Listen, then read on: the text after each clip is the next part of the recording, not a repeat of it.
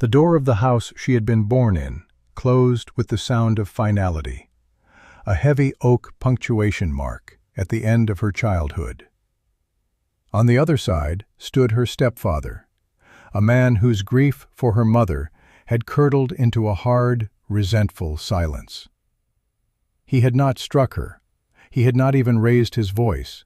He had simply placed 20 silver dollars in her palm, coins that felt as cold and heavy as stones from a riverbed, and told her that at 18 she was a woman grown, and the world had no place for sentiment.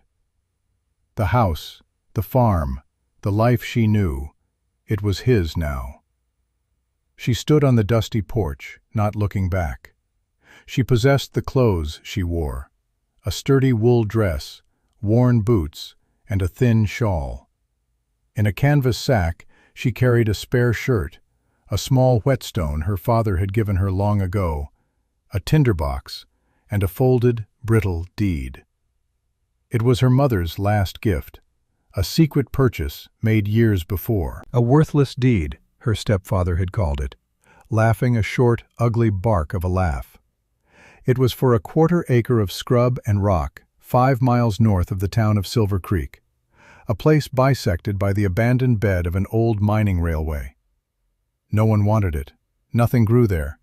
It was a piece of land defined only by what it lacked: water, timber, and hope. The town of Silver Creek watched her walk through. Their gazes were a mixture of pity and a grim, knowing satisfaction. They had seen this story before. A girl left with nothing, soon to be another mouth for the church to feed, or worse. Mr. Gable, the owner of the mercantile, leaned against a post, his arms crossed over his apron. He had known her mother. He watched Alara with eyes that held no warmth. "A fool's errand, girl," he called out, his voice loud enough for others to hear. "That land will break you before the first snow. Go east, find work in a mill." She did not answer him. She did not look at the faces in the windows, the women who whispered behind their hands, or the men who saw only a problem to be ignored. Her gaze was fixed on the road that led out of town, a pale ribbon winding into the gray-green hills. The 20 silver dollars felt like an anchor in her pocket. She could buy a ticket east. She could run from the ghost of her mother and the coldness of the man who had replaced her father. But her mother had bought that land for a reason. It was a foolish, sentimental reason, perhaps, but it was the only thing left that was truly hers. Her resolve was not a fire. It was a cold, hard stone in her gut. At the edge of town, she stopped not at the stagecoach office, but at the blacksmith's forge. She spent 4 of her precious dollars on a good axe, its head heavy and sharp, its hickory handle smooth and strong in her hands. She spent another $1 on a sturdy shovel head. She would fashion the handle herself. The remaining $15 went back into her pocket. With the axe balanced on her shoulder, she turned her back on Silver Creek and walked toward the worthless land. The journey was not long in miles, but it was a journey across a border, from the world she had known into a silent, indifferent wilderness. The land rose steadily, the dirt road giving way to a faint track overgrown with thistle and tough mountain grass. The weight of the axe head and her small sack grew heavier with every step.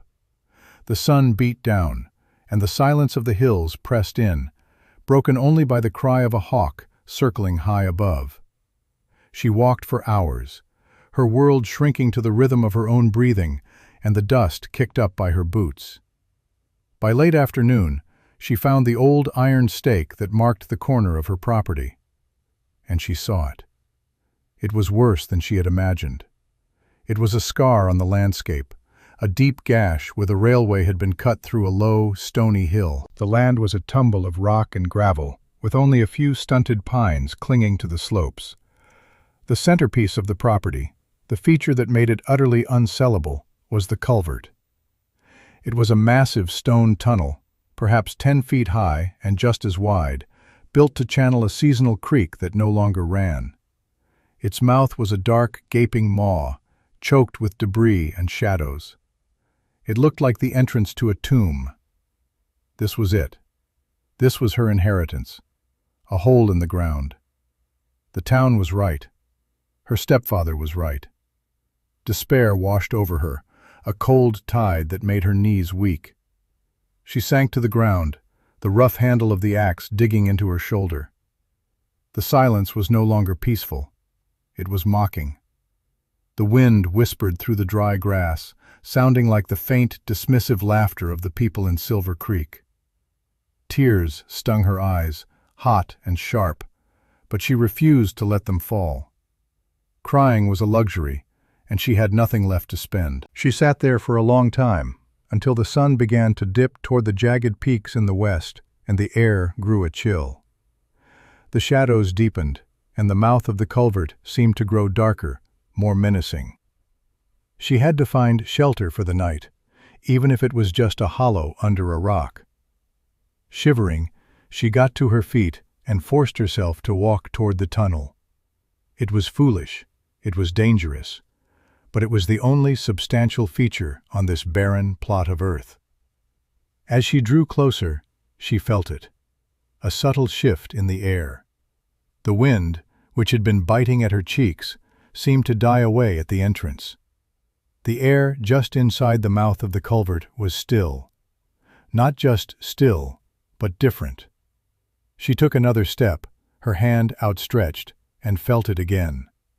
A distinct lack of chill. It was not warm, not yet, but it was less cold than the air just a few feet behind her. Curiosity warred with her fear. She peered into the darkness, her eyes struggling to adjust. She could see that the tunnel ran deep into the hill, a perfectly arched tube of massive, expertly cut granite blocks. The floor was a mix of silt and gravel, but along the left-hand wall, a tiny trickle of water ran in a shallow groove, gleaming faintly in the twilight. She knelt, expecting the water to be icy. She dipped her fingers in. It was cool, but not cold. It felt like water drawn from a deep well in summer. She touched the stone wall beside it. The granite was smooth and, to her astonishment, faintly warm. Not heated, but holding a deep, resonant lack of cold that felt like latent life within the rock itself. It was a geothermal seep, a deep warmth from the earth bleeding up through a fissure and warming the rock and the water around it. Her father, a stonemason, had once told her about such things, rare quirks of the land, where the deep heat of the world came close to the surface. He'd said that in such places the ground rarely froze. Her mother must have known. This wasn't a worthless deed. It was a secret. This hole in the ground wasn't a tomb. It was a shelter. The despair in her chest cracked, and through the fissure seeped a grim, ferocious hope. The first week was brutal. Her hands, soft from a life of mending and kitchen work, were raw within hours. She used the shovel head and a piece of fire-hardened pine to clear the debris from the mouth of the culvert. Years of neglect had choked it with fallen rocks, dead branches, and drifts of soil. Every muscle in her back and shoulders screamed in protest. Blisters formed on her palms, broke and bled. She wrapped them in strips torn from her spare shirt and kept working. She worked from the first light of dawn until her arms shook with exhaustion, and she could no longer lift the shovel. She slept just inside the entrance, wrapped in her thin shawl, close to a small fire that fought back the deep night chill. During the day, she cleared. During the night, she ached. But with every load of rock and dirt she hauled away, she claimed another foot of her new home. The tunnel was longer than she'd thought, running nearly 60 feet through the hill. The air inside remained constant, cool but never cold, and the faint warmth from the stone floor was a perpetual comfort. Once the entrance was clear, the real work began. The culvert needed a front wall, a barrier against the wind and the predators that roamed the hills. She had no mortar and no money to buy it. But the seasonal creek that once flowed through the tunnel had left behind a gift, a deep deposit of clay just downstream from the entrance. She spent days digging it, mixing it with water and dry grass to create a thick, binding daub. Her father had taught her the art of dry stone walling, of seeing how rocks fit together, their weight and shape creating a strength greater than any mortar. She gathered stones from the hillside, from the smallest fist-sized chink to slabs so heavy she could barely roll them. She laid the foundation first, a double wall 3 feet thick. Then, course by painstaking course, the wall rose. It was a slow, agonizing puzzle. Find a stone, haul the stone, test it, turn it, find its place. Fill the gaps with smaller stones. Pack the interior with clay and gravel for insulation. Her progress was measured in inches per day. Sometimes she would stop, her hands bleeding, her back a single knot of pain, and look at her work. A wall of stone and mud. It was crude, ugly, but it was hers. It was a testament to her will, rising from the earth by the sheer force of her labor. In the center of the wall, she left a space for a door and a small opening for a window. The door was the next challenge. She needed wood, and the stunted pines on her land were barely thick enough for firewood. 2 miles away, in a valley carved by a larger creek, stood a grove of aspens. She spent a day felling one of the smaller trees with her axe, the rhythmic thud of the blade echoing in the quiet woods. Limbing it and cutting it into manageable lengths took another full day. She had no horse, no cart. She dragged each heavy log back to her culvert, her heels digging into the earth, her muscles straining to the point of tearing. It took her 4 days to haul enough wood for a door and its frame. She built the door flat on the ground, a heavy, brutalist thing made of 2 layers of logs, laid perpendicular to each other, and lashed together with wet rawhide she'd salvaged from a deer carcass she found. She fashioned wooden pegs and hammered them into drilled holes for added strength. When it was done, she could barely lift one end. With a series of levers and a great deal of cursing, she wrestled the door into its frame, hanging it on massive wooden pintles set deep into the stonework. The first time she swung it shut, the heavy thud echoed inside the stone tunnel. It was the sound of security, the sound of a home. With the shelter sealed, she turned her attention to the interior systems. The warm water seep was her greatest asset. She followed the small channel it had carved in the stone floor. At the far end of the culvert, it pooled and disappeared into a crack. Using her shovel and bare hands, she dug a shallow basin in the clay floor, lining it with smooth stones. She deepened the channel from the source, directing the entire flow of the warm spring into her small, handmade cistern. It filled slowly, a reservoir of clean, constant water. She now had water without ever leaving her shelter. Next was heat. The geothermal warmth was enough to keep the place from freezing, but for the deep cold of winter, she would need fire. A fire inside the tunnel was a death sentence. The smoke would fill the space in minutes. But as she explored the ceiling, tapping the granite blocks, she found a section near the back where the sound was different, less solid. Above it, a faint, almost imperceptible draft touched her cheek. She built a scaffold of rocks and held a burning cattail rush to the ceiling. The smoke did not spread out. It was pulled upward, disappearing into a tiny fissure between 2 of the massive granite blocks. It was a natural chimney. She built her hearth directly beneath it, a raised platform of flat stones, walled on 3 sides. It was small but efficient. The first fire she lit was a moment of profound triumph. The smoke drew perfectly, pulled up into the hidden fissure, and vanishing into the hillside. The firelight flickered against the stone walls, turning her dark tunnel into a warm, golden cave. She sat before it, her blistered hands held out to the heat, and a single tear finally traced a path through the grime on her cheek. It was not a tear of sorrow, but a fierce, weary pride. Food was the final, most audacious system.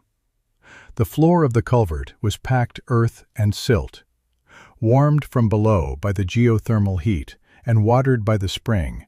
It was a potential garden, hidden from the wind and the frost. She spent 2 weeks turning over the soil inside the last 20 feet of the tunnel, breaking it up with her shovel, pulling out stones, and enriching it with leaf mold she carried in her sack from the aspen grove. By the light of a tallow lamp, in the belly of the earth, she was preparing to grow food in the dead of winter. By now, summer was fading into autumn.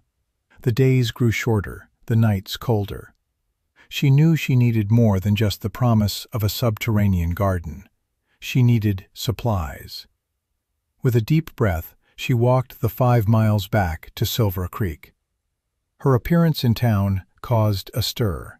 She was leaner, her face browned by the sun, her hands calloused and scarred. Her dress was stained with dirt and clay. The whispers followed her as she walked to Gable's Mercantile.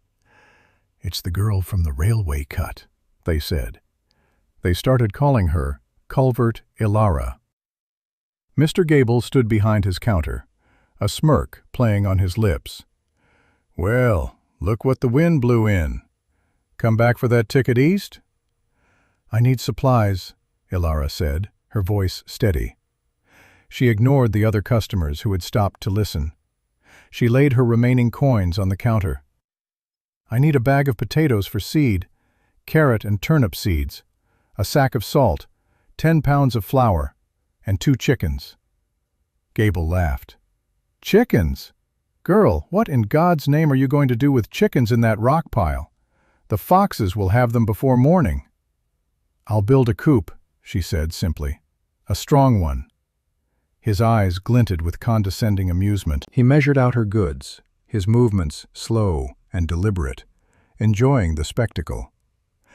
"And I suppose you'll be wanting a goat next, to keep you company in your hole in the ground?" "Yes," Ilara said, meeting his gaze without flinching. "A pregnant nanny goat, if you know anyone who's selling." The laughter in the store was open now. A joke. The crazy girl in the culvert wanted to start a farm. But a rancher in the corner, a man named Davies, who had a grudging respect for anyone stubborn, spoke up. "I've got a nanny due to kid in a month. She's a good milker. You can have her for $3. Ilara paid the man, her funds now dangerously low. She left the mercantile with her sacks, 2 squawking chickens in a crate, and an address for the Davies Ranch. Leading a goat on a rope, carrying a crate of chickens and a heavy sack, she walked back out of town, the laughter following her like a cloud of flies. The journey back was a slow, awkward ordeal, but she did not falter. As she neared her land, a flash of movement in the scrub caught her eye. It was a dog, a lanky black creature with ribs showing and wary, intelligent eyes. It had been trailing her for the last mile, drawn by the scent of the chickens. It was clearly a stray, starved and fearful. She stopped, broke off a piece of the hard bread she'd bought for herself, and tossed it. The dog snatched it and retreated. She did this twice more. She did not try to call it or approach it. She simply left the offering and continued on her way. That evening, as she secured the goat and chickens in a temporary pen at the back of the culvert, the dog appeared at the entrance. It did not try to enter, but lay down 20 feet away, its head on its paws, watching her. She put out a bowl with a little of the goat's feed and water. In the morning, it was empty. The dog was still there. She named him Rook for his dark, watchful presence. He never came close enough to touch, but he never left. He was her silent, vigilant companion. The mockery from the town solidified into a local legend. Brant, a trapper who considered himself the ultimate authority on survival, made a special trip out to her land. He stood at the entrance of her culvert, peered in at the stone wall and heavy door, and laughed until he had to lean against a rock. "Cave girl," he shouted, the name echoing. "You think that little pile of rocks will stop the winter? The wind up here will peel that door off like a strip of bark. The snow will bury you. You'll be a frozen corpse for me to find in the spring." Ilara was inside, listening. She did not answer. She simply went back to her work, chinking the last of the gaps in her wall with clay. His words were just noise. The only things that mattered were stone, wood, and the coming cold. Autumn deepened. The aspen leaves turned a brilliant, trembling gold, then fell, leaving the trees like skeletons against a steel-gray sky. The deep winter routine began. Her days fell into a rhythm, dictated by necessity. At dawn, she would let the chickens out into a small, netted yard she'd built against the south-facing wall of the railway cut. She would milk the goat, whose belly was now swelling with her kid. She would tend her garden. Under the constant, gentle warmth of the culvert, lit by her lamps, the green shoots had pushed through the dark soil. It was a miracle of green life in a dying world. Carrots, turnips, and potatoes grew in the deep soil, while hardy greens thrived in wooden boxes she had built. The air in the back of the culvert smelled of damp earth, animals, and growing things. It was the smell of life. Her world shrank to the 60-foot length of the tunnel. It was a world she had built and now commanded. She knew every stone in the wall, every knot in her door. She knew the exact sound the wind made when it hit the hillside above, a low moan that never touched her shelter. Rook, her silent companion, had finally decided she was trustworthy. He now slept on a bed of dried grass just inside the door, a warm, breathing guardian who would lift his head and emit a low growl at the snap of a twig half a mile away. One night, a test came. A furious autumn storm rolled in, and the sky opened up. Rain fell in solid sheets, turning the dry gullies into raging torrents. The old creek bed that the culvert was meant to serve filled with a muddy, churning flood. Ilara watched from her small window as the water rose, a brown tide that clawed at the foundation of her wall. She had built a shallow diversion ditch around the entrance, and she prayed it would hold. The water swirled, but the ditch channeled the worst of it away. Inside, except for the drumming of the rain on the hillside above, all was calm and dry. Her systems had held. A week later, wolves came, drawn by the scent of the goat. They circled the culvert all night, their howls echoing off the rocks. Rook stood at the door, the fur on his back ridged, his growls a low, constant rumble of defiance. The wolves threw themselves against the heavy wooden door, their claws scratching and splintering the outer logs. But the door was too thick, the bar she'd set across it too strong. By morning, they were gone. She had passed another test. The first snow fell in late November, a light dusting that melted by noon. But the people in Silver Creek saw it as a harbinger. "The Culvert girl won't see Christmas," Brant the trapper announced in the saloon. "That's a promise." Mr. Gable nodded in agreement behind his counter. The town settled in for winter, their barns full, their woodsheds stacked high. They were prepared. They were sensible. They lived in proper houses made of wood, with glass windows and iron stoves. They pitied the foolish girl in her cold, damp hole. Then, in the second week of December, the sky turned a strange, bruised purple, and the wind fell utterly silent. An unnatural stillness settled over the landscape. The old-timers called it a weather breeder. Ilara felt it in her bones. She brought the chickens inside, securing them in their coop at the back of the tunnel. She gave the goat, now heavy and close to her time, fresh bedding. She checked the seal on her door and stacked her firewood high beside the hearth. Rook paced uneasily, whining low in his throat. Something was coming. It started not as snow, but as ice, a fine, hard sleet that clicked against the rocks like a billion tiny teeth. Then the wind came, a low moan from the north that grew into a physical scream. It hit the hillside with the force of a hammer, a solid wall of moving air. The temperature plummeted. Within hours, the light dusting of snow was buried under a foot of new powder, driven sideways by the gale. This was not a storm. It was a siege. The blizzard of '83 had arrived. Inside the culvert, the world was transformed. The howling of the wind was a distant, muffled roar, the sound of a faraway ocean. The stone walls, warmed from deep within the earth, did not radiate cold. They held their steady, neutral temperature. Her small fire in the hearth burned brightly, its smoke drawn cleanly up the fissure. The air was warm and still.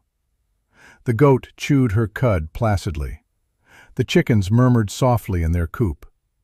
Ilara sat on a stool, mending a tear in her shirt by the light of the fire, the rhythmic pull of the needle a tiny, ordinary act of defiance against the chaos outside. Her shelter was not fighting the storm. It was simply ignoring it. She was outside its reach. For 3 days, the blizzard raged without pause. The world beyond her door ceased to exist, replaced by a screaming vortex of white. Snow piled up against her wall, sealing her in completely. But it was a welcome blanket of insulation. On the 4th day, the wind died down, but the snow continued to fall, thick and heavy and silent. And the cold deepened. It was a predatory cold, a cold that shattered trees and froze running water solid. In Silver Creek, it was a catastrophe. The sensible wooden houses, the pride of the town, proved to be fragile traps. The wind found every crack, every seam. It blasted through window frames and under doors. Families huddled around their iron stoves, burning through their woodpiles at an alarming rate. The sheer weight of the snow was too much for many roofs. The livery stable groaned and then collapsed, crushing half a dozen horses.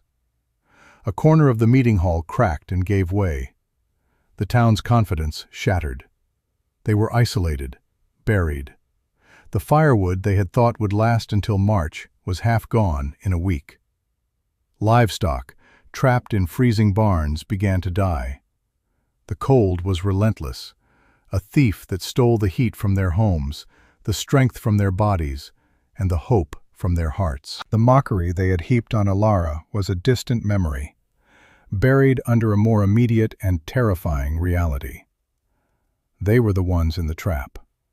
Their preparations, their conventional wisdom, had failed them completely. On the 5th day of the storm, Ilara's goat gave birth. In the warm, lamp-lit quiet of the culvert, she delivered 2 healthy kids. Ilara helped the mother clean them, her hands gentle. The new life, the bleating of the kids and the soft nickering of the nanny, filled the space with a profound sense of peace. She had milk, she had warmth, she had food growing in the earth a few feet away. She had built a world that worked. It was Rook who alerted her. He shot up from his place by the door, a sharp, urgent bark ripping through the quiet. Then he began to whine, scratching at the heavy door. Outside, muffled by the feet of snow, came a sound. A desperate, frantic pounding. Ilara barred the goat pen, grabbed a heavy piece of wood to use as a club, and listened. A voice, thin and reedy against the muffled wind, cried out, "Please, help us! Is anyone there?" She heaved the crossbar from the door and pulled it inward. A wall of snow tumbled into the entrance, and with it, a figure. It was a woman, wrapped in shawls, her face covered in ice, her eyes wide with panic. Ilara did not recognize her at first. Then, the woman collapsed to her knees, sobbing. It was Martha Gable, the wife of the mercantile owner. "My son," she gasped, her words choked with cold and fear. "It's Thomas. He has the lung fever. He can't breathe. We're out of firewood. The house is as cold as a tomb. Please, we need help." She looked past Ilara into the warm, lit interior, and her voice failed her. Her eyes took in the impossible sight: the gentle fire, the animals, the impossible green of the garden beds. Ilara stood for a moment, the memory of Mr. Gable's mocking laughter sharp and clear in her mind. "Chickens? Girl, what in God's name are you going to do with chickens in that rock pile?" He and his friends had laughed at her, scorned her, and named her a fool. Now his wife was kneeling at her feet, begging for the life of their child. She looked at the woman's desperate face, then at her own stores. The firewood was carefully rationed. The food was meant to last until spring. Helping them would come at a cost to her own carefully balanced survival. But the choice was not a choice at all. It was an imperative. You did not leave a child to die. Not because the parents deserved it, but because the child did not. "Wait here," Ilara said, her voice rough from disuse. She moved with purpose. She filled a sack with potatoes, turnips, and carrots from her garden. She filled a large flask with fresh, warm goat's milk. She found the small bundle of dried thyme she had gathered in the fall, a remedy her mother had used for coughs. Then she went to her woodpile. She loaded a small hand sled she had made from aspen wood with as much firewood as it could carry. It was nearly a quarter of her supply. She bundled herself in every layer she owned, pulled the sled to the entrance, and looked at Martha Gable. "Show me the way." Together, with Rook breaking a path through the deep snow, they ventured out into the frozen, hostile world. The journey to town was a waking nightmare. The snow was waist-deep, the air so cold it burned the lungs. More than once, Martha stumbled and fell, and Ilara had to haul her back to her feet. They were guided by instinct and the faint outline of the hills, two small figures and a dog fighting against a vast, indifferent whiteness. When they finally reached the Gable house, it was as Martha had described. The windows were thick with frost on the inside. The air was frigid. In a back room, wrapped in every blanket they owned, a small boy was shivering, his breaths coming in shallow, ragged gasps. Mr. Gable sat beside him, his head in his hands, a man broken by his own pride and foolishness. He looked up as Ilara entered, and his face was a mask of shock and shame. Ilara did not speak to him. She went straight to the stove, used the kindling she had brought to start a fire, and fed it logs from the sled. As warmth began to creep back into the room, she boiled water with the thyme and had the boy breathe the steam. She warmed the goat's milk and helped him drink. She left the sack of vegetables on the table. Only when the boy's breathing had eased and the fire was roaring did she turn to leave. Mr. Gable stood up, his face working. "Wait," he said. We—" He couldn't find the words. Ilara simply nodded at him and stepped back out into the snow with her empty sled and her dog, disappearing into the white silence. 2 days later, the pounding came again. This time it was more than one person. When she opened the door, Mr. Gable stood there, and behind him were Brant, the trapper, and 3 other men from the town.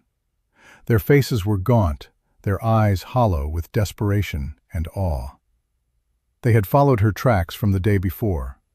They stepped inside, and the full force of what she had built hit them. Their frozen faces were struck by the wave of gentle, earthy warmth. Their eyes, accustomed to a world of white and gray, struggled to comprehend the sight of green plants growing in neat rows under the yellow lamplight. They heard the soft bleating of the goat kids and the clucking of chickens. They smelled roasting turnips and damp, living soil. They stared, mouths agape, unable to reconcile the stories of Culvert Ilara with the impossible, thriving sanctuary before them. Brant, the man who had boasted of finding her frozen corpse, slowly took off his hat. He looked at the perfectly fitted stone walls, the heavy, barred door, the ingenious hearth, the channel of fresh water, the livestock pen, the pantry shelves carved into the earth. He saw not a makeshift hole, but a fortress of brilliant, practical design. It was Gable who finally broke the silence. He looked at Elara, his eyes filled with a shame so profound it was painful to witness. "We were wrong," he said, his voice cracking. "We called you a fool. My God, we were the fools."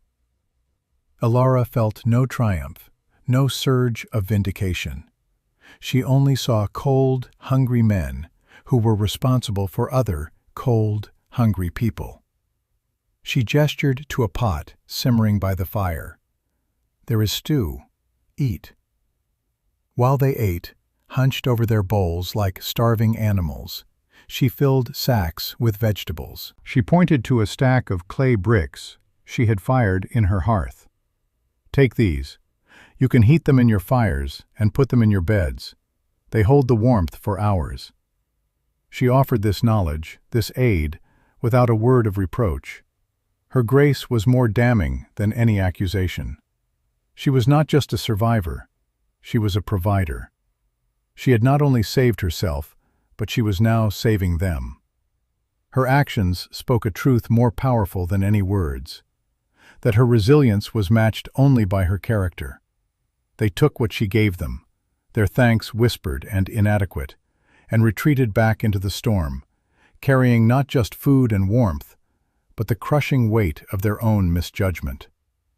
When the great blizzard finally broke after 2 weeks, Silver Creek was a town humbled and transformed. The stories of what lay inside the culvert spread from house to house, growing with each telling. The girl they had pitied and mocked had become a legend. The nickname Culvert Elara was no longer an insult. It was a title of awe and respect. In the immediate aftermath, a steady stream of visitors made the trek to her home. They didn't come for charity anymore. They came to trade. They brought cured meats, flour, and things she could not make, and they traded for her miraculous winter vegetables, for fresh milk and eggs. They came to learn. Men who had built houses their whole lives stood in silence as she explained the principle of thermal mass, of using the earth itself as insulation. Brant the trapper came back alone one day, not to mock, but to ask how she built her door, how she had known about the chimney. He listened to her quiet explanations with the focus of a student. The town itself began to change. When they rebuilt the collapsed livery, they built it with a thick stone foundation dug into the hillside, using the principles she had demonstrated. New settlers arriving in the territory, hearing the story of the blizzard of '83, no longer sought the flat, open plains.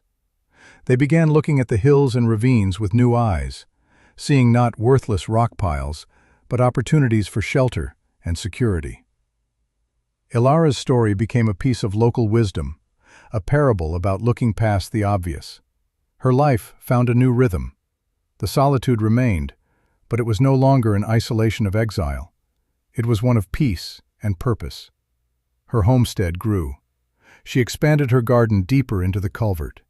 She built a small, sturdy smokehouse into the hillside near the entrance. The 2 goat kids grew, and soon she had a small herd, their milk providing cheese and butter that became highly prized in the town. Rook remained by her side, no longer a wary stray, but a loyal, gray-muzzled companion. Years passed. Elara never moved into town. She never married. Her home remained the stone culvert, a place that was now the heart of a small, thriving farmstead carved from the rock and earth. She was no longer the discarded girl, but the quiet, unshakable heart of the valley. Her life was a testament, written in stone and soil, to the profound truth that the things the world deems worthless often hold the deepest value, waiting only for a pair of hands willing to do the work, and a spirit strong enough to see what others cannot. Standing at the mouth of her home, watching the sun set over the hills, she felt a quiet, profound peace. She had not just built a shelter, She had built a life.